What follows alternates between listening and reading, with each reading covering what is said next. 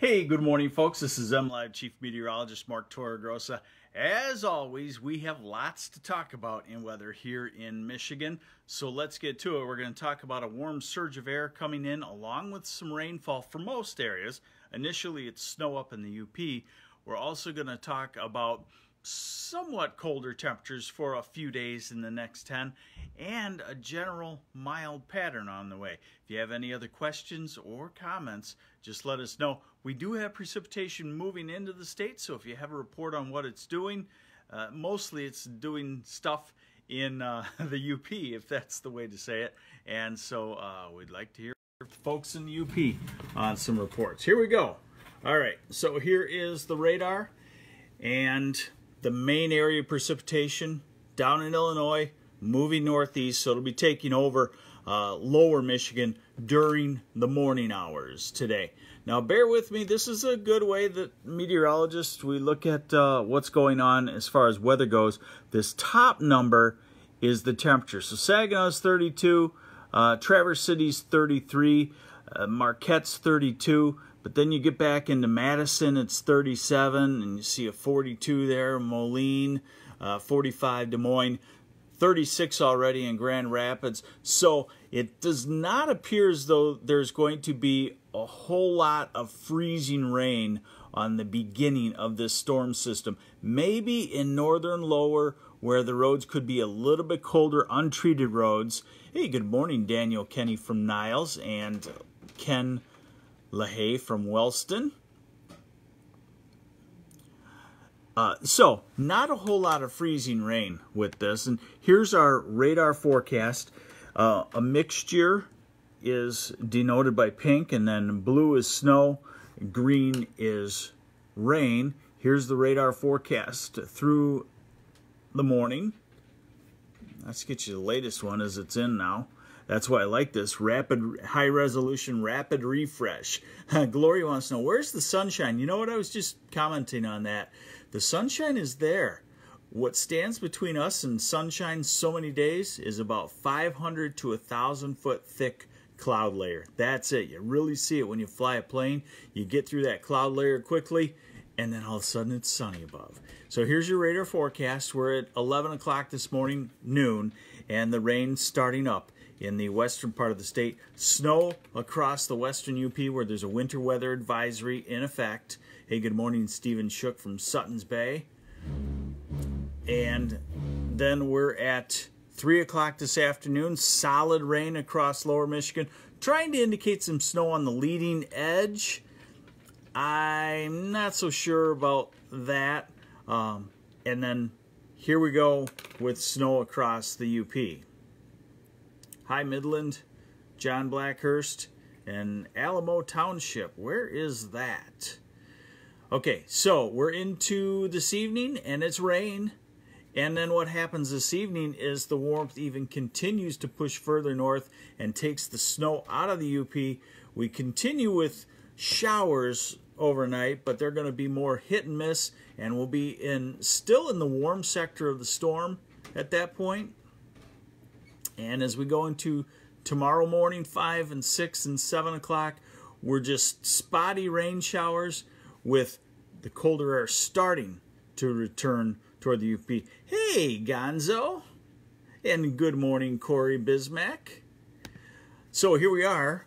Winter weather advisory for the UP. Winter storm warnings. Blizzard warnings off to the west. Here's Minneapolis. If you're traveling that way, flying that way, you're probably going to be pretty good shape there, okay? Total snowfall. Let's go through the day today. And you can see that it's mostly just a UP snowfall. We'll call it 3 to 6 inches of snow across the UP, then changing to rain. So if you're traveling UP, want to avoid snow, go tonight or tomorrow morning. As Kathy says, well, we'll have snow in May. Yes, that could be good. Okay, Alamo Township, Northwest Kalamazoo County. Thank you. What's happening in Curtis, Michigan, up in the UP? You're looking at 1 to 3 inches of snow, and then we're going to have warmer temperatures there. Does this change the projections of a massive polar vortex this season? Well, remember, the polar vortex is a series of events. So it's sudden stratospheric warming that is occurring now, and then the polar vortex gets disrupted. Oftentimes, the first batch of cold goes to the other side of the globe for a week or so, and that brings us a warming trend, which we may see next week. That might be part of this polar vortex disruption. We also have the El Nino going on, which is starting, I think, to take effect on our flow, and that's a mild pattern. So we might have two things going on the mild side, and then at some point the cold air can flop over to the side, not a foregone conclusion. So it's still debatable whether we'll get cold, and right now my feeling is we're going to generally be milder in January, because I think that the El Nino is taking hold, and we know that the globe is warming, and so a lot of those things combined. So here's the snowfall in the next 24 hours. Light, and this snowfall in northern lower, that is on the initial burst of snow this morning. Temperatures, here we go through the day today. Okay, and I'll show you at noontime. 41, 42, Detroit, Grand Rapids 42, 38, Saginaw 36, and Grand, 30s across the UP. The snowmobiling, no, is not, I gotta be honest, the snowmobiling right now is not looking good for the next week or two. We will get into snowmobiling conditions, even in El Nino probably, but it may be the UP, and it may be for just a month, late January into February. Okay, now we're into midnight, and look at the temperatures, how they've surged. 50s. Annette, again, global warming. I'll go off on you for a little minute here. Global warming, that's global, not Michigan for a season. Even in global warming, one of the toughest things for people to grasp is, how can you have a cold season? How can you have one of the coldest Aprils? Maybe it was the coldest April ever last year in global warming. And you can still do that. There's still cold there, and there's still pockets of cold. And it's I wouldn't say it's more common, because it's still harder to get cold when the globe is warming. But these polar vortex disruptions that are happening more commonly because the poles are warming and that polar vortex get pushed apart in three pieces, that's what causes us to have some abnormal cold at times. So it can still happen, all right? So there are your temperatures by tonight. We're looking at 50 in Detroit, and 49 in Saginaw, 53 in Grand Rapids, 55 along the shore, 47 Traverse City by the middle of the night tonight. So it's going to continue to go up temperature-wise, and across the UP where they've had some snow during the day today, that will be melting. Okay, what do I want to show you here? Okay, we're going to go out into time. Okay, here's your warm spell tomorrow morning. Tomorrow afternoon, look at that, still almost near mid-50s, let's say. Hey, no, we're not going to die from global warming. In fact, in Michigan, if you don't like winter, you're going to enjoy it probably for the next 25 years. But there will be some people that have bad benefits of it. All right, so Saturday, wow, how cold, brr, 28-ish for a high temperature, low 20s in the northern lower. Sunday, already starting to modify some into the mid-30s by late Sunday afternoon.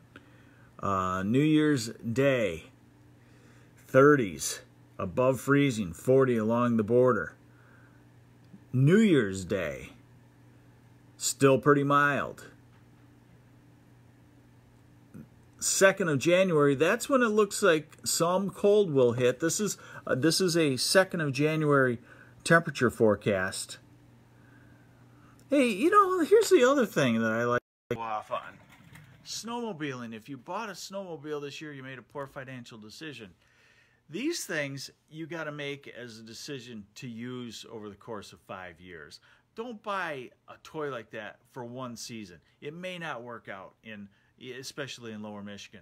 But over the course of the next 5 years, you're going to have 5 months solid of snowmobiling time. And you know what I hear then? Oh, I can't go right now. No, if you're going to buy a snowmobile, the major commitment is you need to use it when Mother Nature allows you to use it, not on your schedule. So before you get into the snowmobile, I'm going to say, you got to say, okay, if it snows in late December, I'm going snowmobiling. If it snows in late January, that's when I'm going snowmobiling. You know, you got to use it when that snow is there.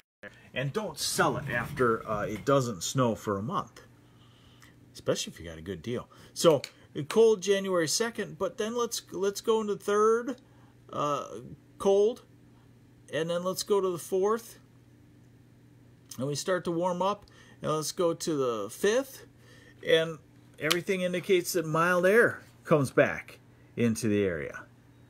So in other words, we're looking at another mild spell. So here we go with a recap for you. Thanks for joining me. This is MLive Chief Meteorologist Mark Torregrossa. Thanks for joining me on the MLive weather update. Someone just asked a question. Chris Thompson, prediction was February was supposed to be pretty harsh. What are you thinking? I'm thinking if we have harsh weather, it's the second half of January and all of February. Okay? So that's going to minimize the amount of winter. And remember, El Nino is taking over. Now, here's one thing. This reminds me a lot of 1978. What does everybody talk about from 1978? The blizzard of 78. If you went through December and the first half of January before the blizzard, not much snow. Pretty quiet winter. Blizzard hits late January. After that, not much snow. So when you look at the snowfall total for 1978 in Michigan, it was above normal, but about a third of that, or maybe half of it, was brought in one snowstorm.